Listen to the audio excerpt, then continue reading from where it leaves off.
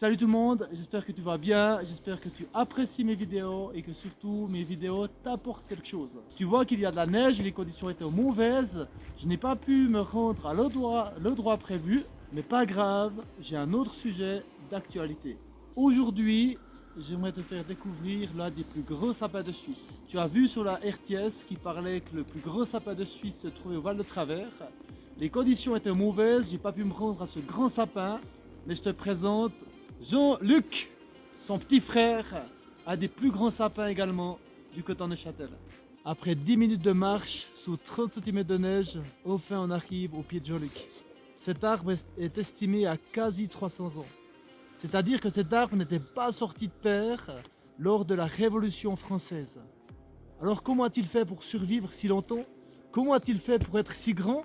Eh bien, il y a plusieurs explications. Environ 750 mètres, l'altitude est idéale pour le sapin blanc. Les sols ici sont profonds et sont riches.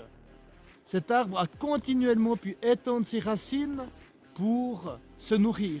Cet arbre a dû lutter contre beaucoup de choses alors qu'il était petit. Il y a eu la neige comme aujourd'hui qui l'a écrasé. Il y a eu les chevreuils qui s'appellent l'abroutissement, c'est-à-dire que les chevreuils mangent les petites pousses du sapin. Et ensuite de quoi, il y a eu les dégâts naturels, il y a eu la foudre, il y a eu les tempêtes, il y a eu l'otard en 1999. Et 300 ans plus tard, les médias en font les gros titres de ces fameux sapins du Val de Travers. Mais aujourd'hui, je voudrais te parler des cernes annuelles. Mais pour que tu comprennes bien mes propos, je serai obligé de couper cet arbre à la tronçonneuse. Alors je crois que les habitants du Vallon comprendront bien ma démarche.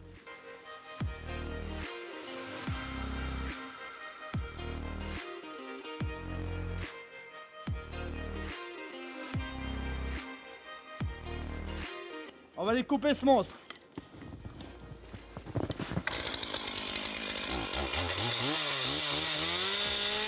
Mince, une fois de plus, j'ai pas eu le courage d'aller au bout de mon ambition. J'ai pas osé le couper. Mais imagine que j'aille couper cet arbre pour de vrai. Tu as déjà vu, lorsque des bois sont coupés, on arrive à voir des cernes à l'intérieur du tronc. Et chaque cerne, ce sont des cernes annuelles qu'il produit chaque année. En voyant ces cernes, on peut non seulement compter l'âge de l'arbre, mais on peut voir les années qui ont été faciles et les années qui ont été difficiles. Lorsque les conditions météorologiques sont super, qu'il y a beaucoup d'eau, l'arbre va grandir et les cernes seront plus larges. Alors que si les conditions sont difficiles, comme en 2003, les cernes seront beaucoup plus étroites. Là, j'ai une rondelle de bois qui a environ 35 ans. C'est un arbre qui a environ 35 ans.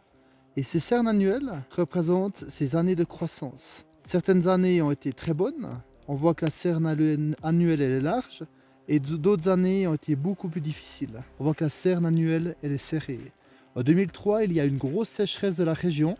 Et si je comptais de 2017 qu'elle était coupée jusqu'à 2003, on arriverait à retrouver la cerne annuelle qui représente l'année 2003. Imagine que je te coupe en deux et que je prenne une rondelle de qui tu es. On arriverait à voir exactement la même chose que ce que je t'ai partagé par rapport à cette rondelle d'arbre. On arriverait à voir, tout comme sur cette rondelle, les années où tu as beaucoup cru ou beaucoup croissé, je ne sais plus comment on dit, où tu as grandi spirituellement. On pourrait voir les années où ton âme a grandi, où tu as fait des pas avec le Seigneur. Et ces cernes seraient très larges. Et on pourrait également voir les années qui ont été plus difficiles, les années qui ont été désertiques. Et pourtant, même dans les années les plus difficiles, l'arbre continue de grandir. Lorsque j'ai fait mon brevet de la forêt, un professeur nous a parlé des chênes de Spessart. Le chêne, c'est un bois hyper solide qui grandit d'une région d'Allemagne et c'est un bois d'une qualité exceptionnelle. Et moi-même, je lui dis, mais si la qualité est exceptionnelle, c'est parce que les terrains, le sol est exceptionnel. Et ce professeur m'a dit, mais pas du tout. Les terrains sont tellement pauvres, cet arbre a tellement dû se battre pour croître que ces cernes annuelles ont été tellement étroites chaque année que ce bois il est spécialement dur.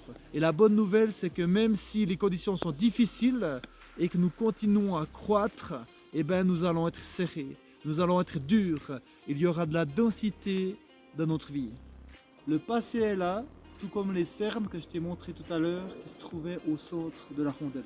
Il est là, il fait partie de toi, tu ne peux plus malheureusement le changer. Par contre, tu peux l'accepter, tu peux vivre avec, tu peux vivre le pardon pour ainsi te concentrer sur le présent. Cette année 2003, très difficile pour cet arbre, fait partie de lui. Mais cet arbre connaît ce principe que c'est dans le présent que tout se passe. Tu as peut-être eu l'impression de peu croître dans ces années difficiles. Tu as quand même grandi.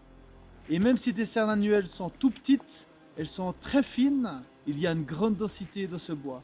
Et ce bois va être d'une qualité exceptionnelle.